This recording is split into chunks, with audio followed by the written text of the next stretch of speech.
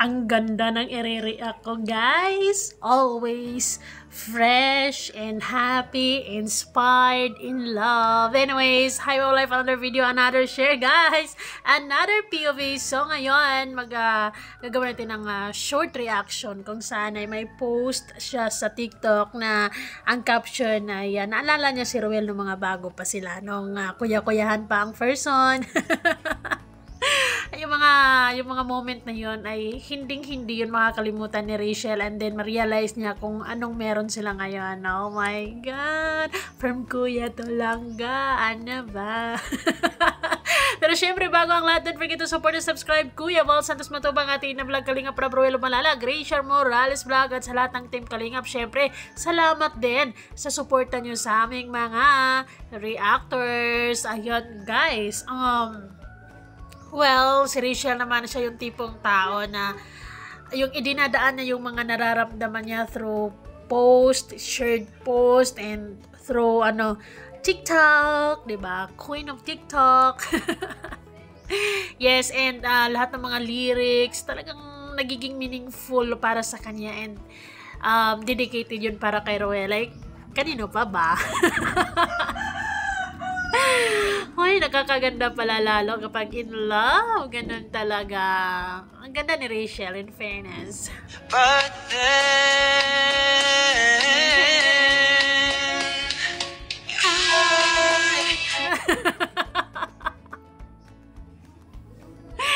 found a very special love in you. Yes, special na special talaga naman si Ruel sa kanya.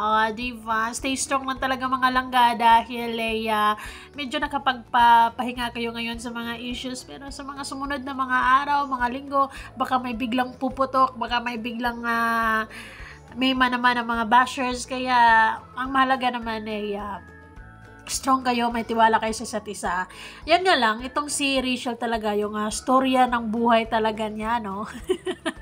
hindi talaga niya makakalimutan kung paano sila nagsimula ni Ruel, kung paano sila ng mga panahon na hindi niya ina-expect na may darating na tao, may darating na isang Ruel of Malalag sa buhay niya. And then ngayon, biglang nag-boom, biglang dahil sa mga efforts, pagiging consistent, pagiging gwapo, matulungin ng isang Ruel of Malalag ngayon, na envelope ang person, hindi mapipigilan. Aba, diba? Sino bang hindi? Diba kung ganun ka porsigido, ganun ka, diba? Mala Ruel of Malalag talagang may in love ka talaga. And Rachel just found someone na talagang papahalagahan din siya at hindi masasayang yung pagmamahal niya. Di ba? Sana yung mga problema nyo, kung ano mga problema pagdadaanan nyo, syempre harapin nyo yung magkasama at huwag kayong magpapadala sa kung ano mga chismis. Lalo na ang buhay nyo ay nasa sukmed at open kayo sa social media. Marami talagang mga tao na magko-comment tungkol dyan, di ba? May mga magugustuhan kayo, may mga hindi. Ang mahalaga naman ay nakakakilig lang si Rachel kasi lagi niyong naalala si Ruel sa kahit anong aspito, siguro left and right, back and front. Nakikita, naalala niya isang Ruel of Malalag. Ganon kalakas ang impact ng Ruel of Malalag sa buhay ni Rachel Morales. Sige. Found a very special love in you. Diba? Yung ngiting in love. Siguro si Ruel, while watching sa mga TikTok ni Rachel, ay napapangiti din siguro because he knows na talagang para sa kanya ang mga bagay-bagay na yun, para sa kanya ang mga lyrics na yun, and may mga times din na directed or diretso na tinag si Ruel, diba? Langga. Tapos ang ito is lang yung naalala niya yung mga panahon na nagsimula sila. Those days are very unforgettable talaga. And then hanggang sa kung anong meron sila ngayon, kung anong nabuo nang dahil sa mga ganon, di ba? Salamat Destiny, salamat Lord, salamat Kalingap, salamat Kuya Vincent, salamat sa mga solid viewers. Ayun, salamat Ruel Malala. Hi Rachel. Napana na ni Cupido at hindi na mapipigilan pa. Diba? It's a feeling that's so totally. That's a feeling that's totally new, over and over. Burning inside. Yes, guys, keep the love burning para talagang mag-iinit sa araw-araw, at huwag niyong hayaang lumamig dahil hindi masarap ng kumain ng malamig. Ano daw?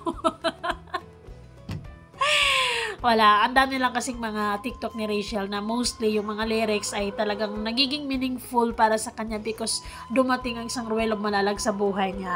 Maniwala kayo dyan. Totoo naman, di ba? And yung mga ngiti-ngiti na yun ay talaga namang para kay Ruel. Yung mga ngiti-ngiti na yun ay talaga namang inspired, at yung mga ngiti-ngiti na yun ay talaga namang naalala niya si Ruel. O, di ba? At yung kahit na anumang mangyari sa kanila, 'di ba? Talagang hindi nila malilimutan ng mga momentum kung paano sila nagsimula, at talagang maalala nila 'yon hanggang sa pagtanda. And kung meron silang mga maririnig na mga music, ay talagang mapapangiti ka na lang, at maano ka na lang, yung ma-remember mo na this is how we started. Oy! Salamat, YouTube. Parang gano'n ang peg, ano. So, yun, stay in love, stay happy, stay pretty. At yes, ang ganda-ganda din talaga ni Rachel. I like that yung niyan, yung klaseng damit na yan, looking good talaga sa kanya, and looking very fresh ang person. Talagang nakakapangit kapag tumabi ka, kaya wag ka na lang tumabi. Pero wala akong magawa kasi nagre-react ako, kaya tatabi ako, diba? Para ma-inspired naman tayo sa kagandaan, na mamigay ka naman kasi ng ganda lang kay Rachel. But anyways, I'm happy, masaya ako dahil maganda ka, masaya ako sa kung anumang mga blessings na tanggap mo ngayon. Just, keep your feet on the ground and just be happy. That's it. Wala naman kaming ibang hiling kundi maging masaya kayo, malayo kayo sa mga hindi na maiwasan ng mga issues. Pero masaya ako na para sa akin ay aware kayo na prone kayo sa mga issues, at masaya ako dahil kahit anong mga issues, solid yung samahan nyo. Sobrang talaga ang tatag nyo. Mas pinatibay kayo ng mga bashers. Mas pinatibay kayo ng mga problema, mga issues, at kung anumang mga mema ng mga tao sa labas. Mas naging matatag kayo, at naging nararamdaman ko na mas pinahalagahan nyo ang isa't isa. Dahil, di ba, somehow, yung mga problema na yun ay hindi lang naman yung binigay ni Lord John para pahirapan ka. It makes sense na mas magiging matatag kayo, mas magiging prepared kayo sa totoong buhay. Ay, layo. But anyways, that's how they started, di ba, talaga magpapakilala, and ngayon in love na ang mga person. May mga pangako na, may mga pangarap na para sa future. Oy. That's it, guys. Babush. Kayo, anong masasabi nyo sa love story ng dalawa, or kung anong narating nila ngayon? That's it. Bye, guys.